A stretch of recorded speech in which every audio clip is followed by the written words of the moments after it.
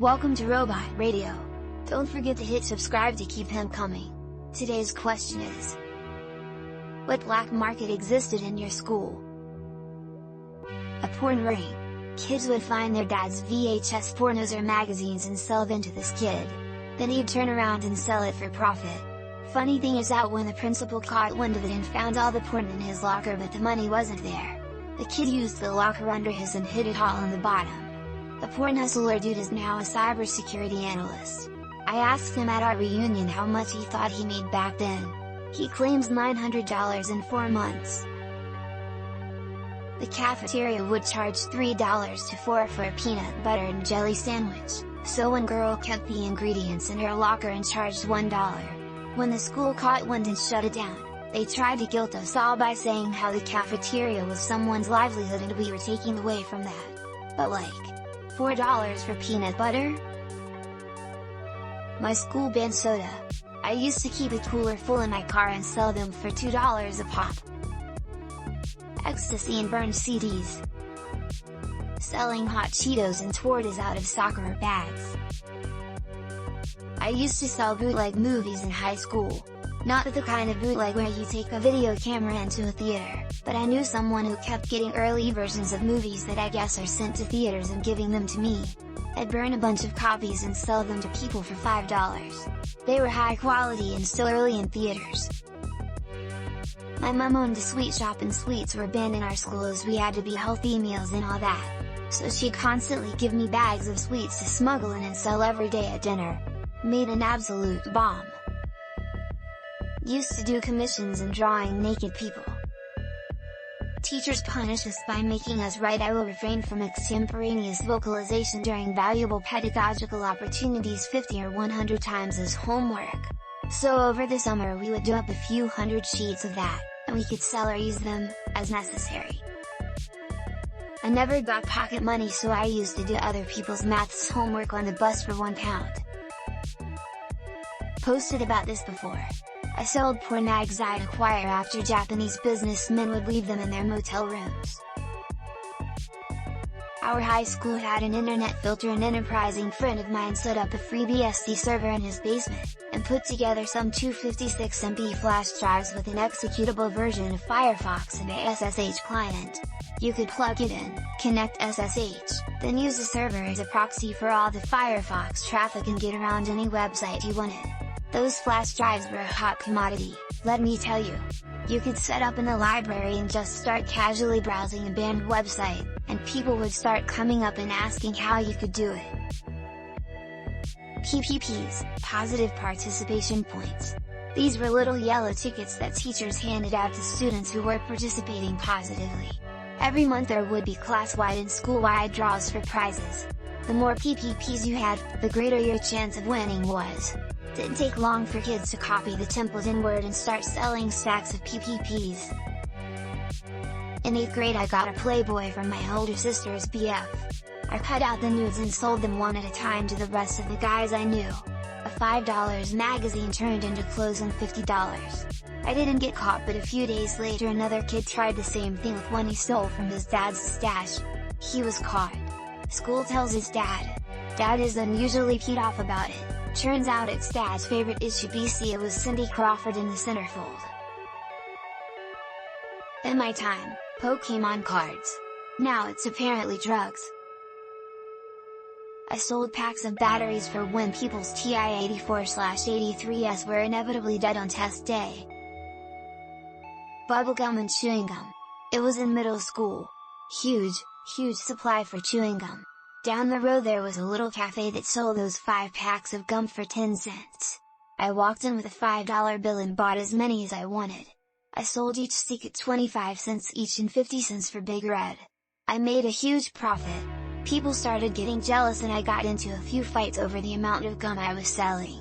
Finally, the school caught on and told the store not to sell gum to students anymore, and thus my days as a gum dealer ended. Not really black market, but I hope that counts. When I was in middle school Beyblade was hyped. I was into it too and found out that there are way newer ones in Japan but not here.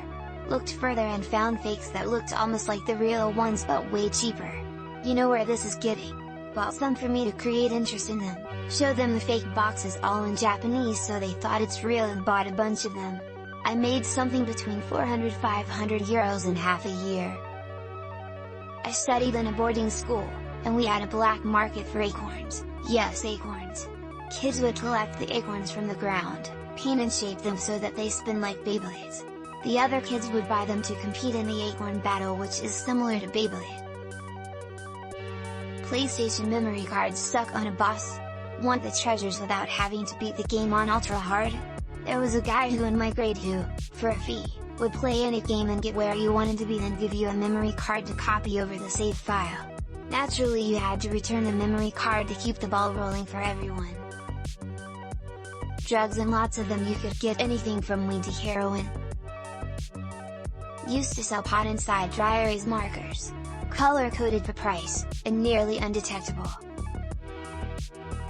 While in college I happened to know all the people that could get me every drug imaginable. Like, forget that we also had chemical engineering students, one of which got caught making high-quality meth to pay his student loans. In 5th grade I sold fairies to every single one of my classmates for $1 each. I gave them names and backstories and drew little portraits of each, then would toss them an invisible fairy and then collect from the next sucker. The Pilot G5 liquid ink pens. You could sell them for $5 each all day. I was a pen guy. Some people made a lot of money in middle school from selling slime.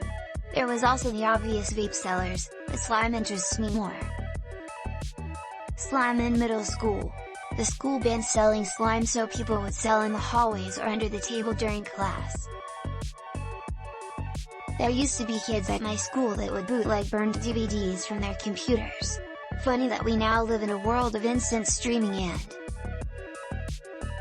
I don't know about black market, but we had two places you could be during recess.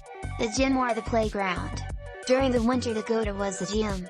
Underneath the bleachers in the gym we legitimately had a Pokemon/Yu-Gi-Oh gambling ring in which kids would put up their lunch money. I later found out from one of the kids who ran this little exchange that it was actually heavily rigged. Energy drinks. Drugs and soda.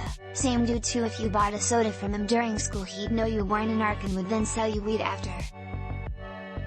We had an acorn ring in elementary school. It was a rough time.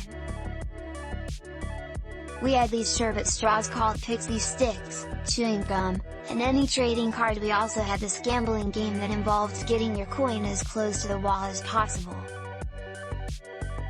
Beta Fish Fight Club. We had open campus lunch, so kids would go to the local PetSmart, buy 2 beta fish, sell them to whoever wanted to fight that day, and they would dump the 2 fish in the toilet to fight. Beta fish are notoriously known for having to be kept alone because they'll rip the other fish to freaking shreds. The winner would get flushed down the toilet. So glad I never experienced that stuff. Public school in America is weird. Blow pops. No, that's not an autocorrect thing. Blow pops. The candy suckers with gum inside. This was high school. We were kinda sheltered. My bus driver in elementary school used to sell Jolly Rancher lollipops on the bus. He wouldn't sell them until we were off school property. The story was he spent time in prison. We called him Slaughter. He had a deep scar that went down the right side of his face. I will get like 50 people a day asking me to airdrop Spider-Man Into the Spider-Verse, but I got it from someone else who airdropped it to me first. Our school banned scented gel pens, for some reason. We ran that rubbish like a Prohibition-era speakeasy for about 3 months. Silly bans. Kool-Aid gummy bears. It started out in middle school with a single friend of mine selling them in little Ziploc bags for about $4 or so. In high school, his older brother would cook entire potfuls and give my friend and his friends hundreds to sell at different high schools in the area. Some sold 200 bags in a day. I tried them twice or so and I must say, they're pretty delicious. The quality improved tons over the 5 years this went on as well. Homemade slime. Kids in my middle school bought and sold this like some kind of drug deal. Huge fights broke out as kids failed to follow up on various IOUs, some as high as $20. It was wild. For the last year, There's been a pastry and snacks market, because of the new law that prohibits school cafeterias, where many people used to buy their snacks. Now, a group of to-be seniors have created a monopoly on the market, but they'll be gone next year, so the market will open up for others. And because you can't hide boxes of pastry, they've been banished from the school grounds by the staff, but because we can move anywhere during the big 15 minutes break, they usually sell in the parking lot in front of the school, so now the staff wants to forbid people to leave the school building. I was one of the first kids in my high school to have a scanner. This was back in the middle 90s and people just didn't really have them. My family did.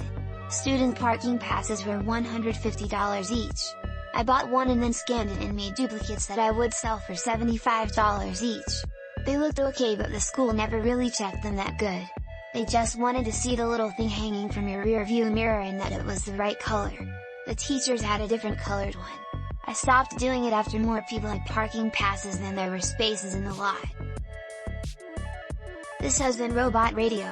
Don't forget to subscribe and comment. Remember, wherever we go and whatever happens to us along the way, in that robotic place at the end of the city, we will always be listening.